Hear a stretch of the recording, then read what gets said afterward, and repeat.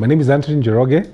I've been married to my beautiful wife for the last 11 years, and it's been a wonderful marriage. My name's Pastor Antony Njoroge. They've been great years. When we began the first year, we never thought really that there'd be any challenges. Way before I met him, I had been infected with what you call ovarian tuberculosis. It damaged one of my ovaries, and hence I had that operation. So by the time we were meeting with my husband, I explained to him this happened and this happened, but Dr. says we can still be able to conceive. However, there's a 50-50 chance of whatever challenge that will come up. I didn't care what the issues were.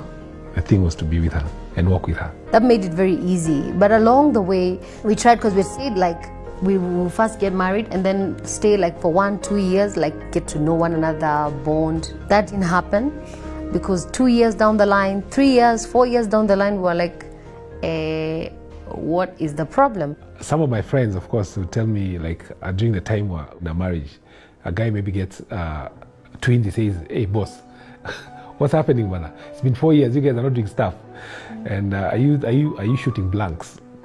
Stuff like that. And of course, that was part of the time you feel really demoralized. Hence, us going to the hospital and doing another checkup, and then eventually we find out that I had been infected again, but this time not with tuberculosis, but my fallopian tubes had been affected. I needed to do another operation, which was not very easy for me, especially even for him, watching me in all that pain and everything. But eventually, we just had to do it. And he was there for me throughout the process. So we began the journey of fertility, just finding out solutions and what we can do for us to be able to conceive. It was very interesting, because the one thing we're told, like a man, is you need to get your sperm from the house and then run around traffic, hand the stuff there, and then you find there's traffic. You're supposed to be there in 30 minutes. So anyway, I got there and were tested, and luckily my sperm was okay. Healthy. Yeah. But that was that. For a wife especially, you need your husband to be there for you. It's because it's not just about one person, going to be checked up and all that. And it made me feel very good. The fact that he was able to go, it was exhausting. Calling me, "Where are you, baby? We need to go, and we need to give sperms." But the fact that he did it, it showed me that he cared, and it was not just my responsibility. What I do is standing in front of people. And so I remember whenever I would see, that was years back, I would see women just passing near me who were pregnant. And I would just weep and weep and weep, because you see, emotionally, it's not easy.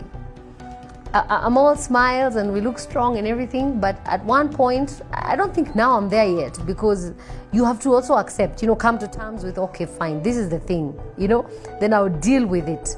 And we are doing it with a smile. Mm-hmm. Yep. Is it easy? No. But then it's not easy, but focus on what you already have.